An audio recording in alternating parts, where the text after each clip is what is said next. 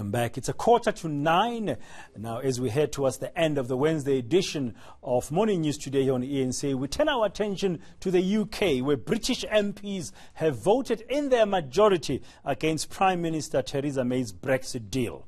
Now listen to the numbers. 432 lawmakers oppose her plan, which sets out the terms of Britain's exit from the European Union come 29 March, while only 202 voted in favour. The Labour Party has tabled a motion of no confidence in government. We are now joined by our UK correspondent, Olly Barratt from London. Olly, very good morning to you. As we were talking ahead of going on air now, we were wondering what's the big question. And it is indeed, can Theresa May survive this motion? That's exactly right. In a little over 12 hours from now, MPs will be voting on whether they have confidence in Theresa May's government. And if they vote against her, if they vote that they have no confidence in Theresa May and her government, then that opens the door to a potential general election, certainly Theresa May's government falling, and the potential, of course, for the opposition Labour Party to, at some point in the future, walk into Downing Street and take over power.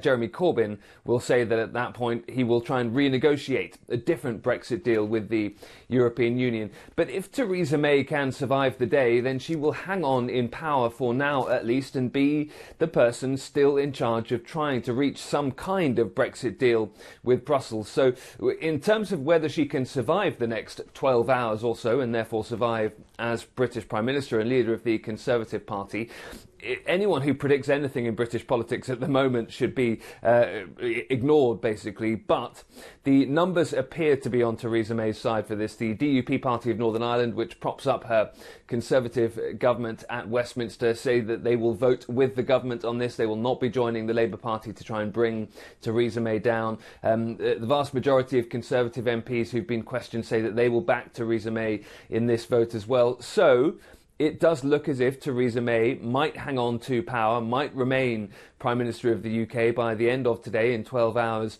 or so. And so, in one sense, despite that huge, historic, overwhelming, stunning defeat of her Brexit deal yesterday, perhaps not a huge amount has changed.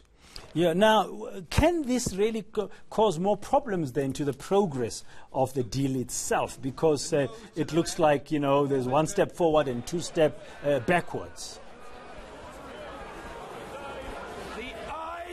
That's a great way of describing it. That's exactly what it feels like here in London as well. Theresa May had been expected that if she lost the vote narrowly or could show some momentum, progress towards her side, then what she would probably do would be go to Brussels, try and get some changes to it, play hardball a bit, bring something very much like her deal back to London, vote on it again and try and get it through the House of Commons. But in the face of such an overwhelming defeat, her deal now does look dead in the water. She says she's going instead to, if she survives the confidence vote today, reach across the aisle in the House of Commons, talk to MPs from all parties, try and get ideas from them about the type of Brexit that would get through the House of Commons. Now, two major problems with that. It is not clear at all at this point whether there is a majority in the House of Commons for any type of Brexit, because there are various ways you can choose to leave the European Union. The other great problem with that idea of trying to get a consensus in Parliament is that that would lead you to a softer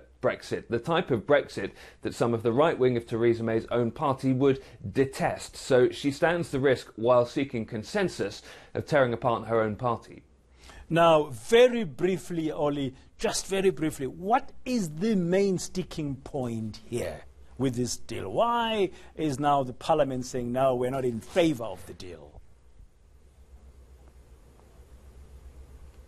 Two things. The Labour Party want to force an election, so their MPs see an opportunity here. And the right wing of Theresa May's party, who want out of Brexit on harder terms, the so-called Brexiteers, they have problems with the backstop solution to the Northern Ireland border. They believe it effectively keeps Britain in a European Union membership of sorts indefinitely without the ability to pull itself out unilaterally. She's trying to compromise here between the Brexiteers and the Remainers. She ended up with a deal that pleased none of them.